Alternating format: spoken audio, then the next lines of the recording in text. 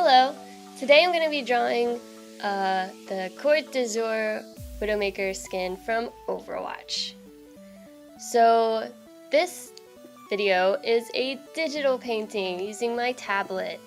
Whenever I do a digital drawing, I usually start out with a sketch layer, which is what I'm doing right now, which is just a very kind of loose form of what I'm going for, and then I start another sketch layer where I go into more detail, like a little bit more fleshed out, what she's gonna look like, her outfit, her hair, her facial expression, stuff like that.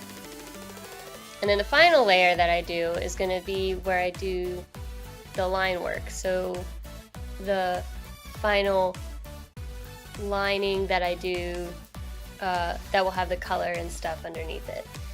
So a total of 3 layers is usually what I work with. You could just do 2 if you wanted, but this just kind of like gets me familiar with the form and more familiar with what it's gonna look like. Here I'm doing the lining, which is gonna be the last layer. This part usually takes me a little longer than the other 2 layers because I'm looking for really nice, clean lines. It's like a pet peeve of mine. The line has to look really good.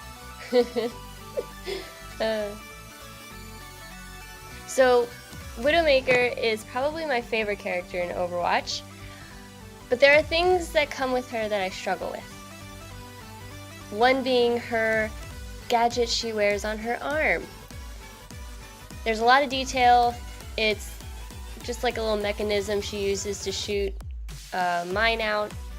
Instead of me trying to work really hard at getting it look exactly right, I usually just simplify areas like this because I personally struggle when it comes to mechanical things or like robots or machines, stuff like that. I just have a harder time drawing it because I just never really practiced it, so of course it'd be a little more difficult for me. So my solution is just to simplify it. As long as I get the silhouette value right, I mean, no one else is, I don't think anyone's gonna really care. It doesn't bother me personally. So, tip for all you artists out there, if you struggle drawing something, don't like overwork yourself trying to get it to look exactly the way you think it should. Just start simple, and then the more you draw things like that, the more familiar you're going to get with it, and then the easier it'll become, so you can start adding those finer details to make it look amazing. So don't overwork yourself in the beginning. Just take baby steps, you know?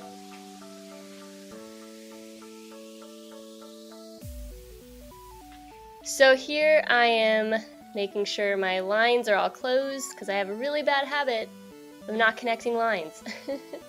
And we move on to coloring. So you'll notice that I added a gradient on her. I like adding gradients to my drawings digitally.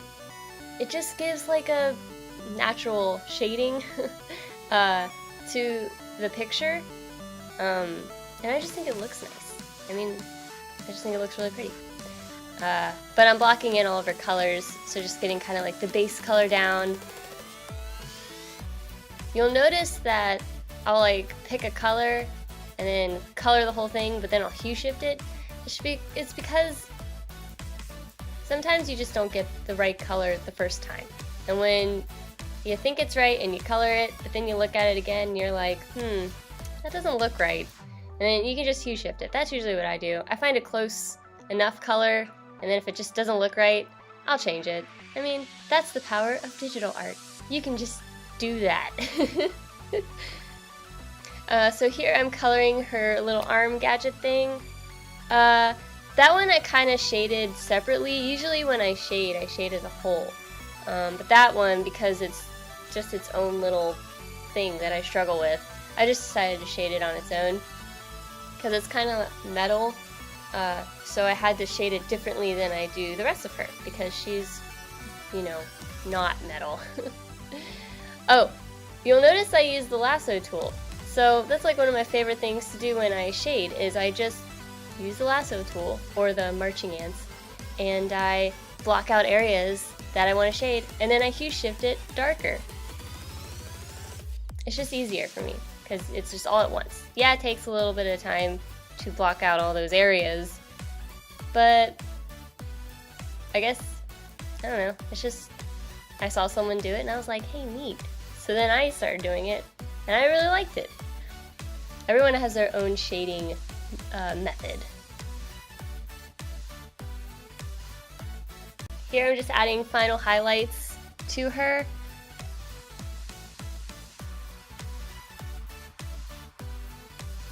And oh, her eyes. Her yellow eyes. And then I had to give her eyeshadow because Widowmaker is just so beautiful. Gosh darn. So I don't do backgrounds very much. It's not really one of my stronger areas. So I just do simple backgrounds. Behind her I just put a triangle with a pretty gradient, and that's it. And I think it looks really nice. Oh, and here I'm writing out her, what it says on her arm tattoo. I don't know what it means, but yeah.